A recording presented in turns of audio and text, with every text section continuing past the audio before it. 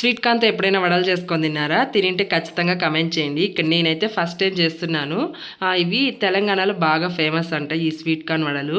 ఇంక ఇక్కడ వచ్చేసి నేను ఎప్పటి నుంచో అనుకుంటున్నాను ఒకసారైనా ట్రై చేయాలి. నా ఛానల్లో కూడా ఈ వీడియో ఎప్పుడు పెట్టలేదని చెప్పనేసి ఫైనల్గా ఈ రోజు అయితే కుదిరిందండి. ఇక్కడ వచ్చేసి ఫస్ట్ స్వీట్ కార్న్ని మంచిగా వలిచేసుకొని ఆ గింజల్ని ఒక మిక్సీ జార్లోకి తీసేసుకొని అందులో కొంచెం అల్లము ఇంకా అట్లనే పచ్చిమిర్చి వేసేసుకొని నీళ్లు వేయకుండా మరి మెత్తగా కాకుండా కాస్త బరకగా ఉండే విధంగానే రుబ్బుకోవాలన్నమాట. ఇప్పుడు దీన్ని ఒక గిన్నెలోకి తీసేసుకొని అందులో సన్నగా కట్ చేసుకున్న ఆనియన్స్, కొత్తిమీర, కరివేపాకు, రుచికి సరిపడా సాల్ట్ కూడా వేసేసి బాగా కలిపేసుకొని వేడి ఆయిల్ అయితే వేసేసుకోవాలండి. వడల్లాగా తట్టేసుకొని మరీ పల్చగా తడితే మనకి ఇవి మొత్తం చెదిరిపోతున్నాయి అనమాట. కాస్త మందంగానే వేసుకోవాలి. ఇలా వేసుకున్న తర్వాత ఇవి మంచి గోల్డెన్ బ్రౌన్ కలర్ వచ్చిన తర్వాత వీటిని అయితే పక్కకు తీసేసుకోవాలండి.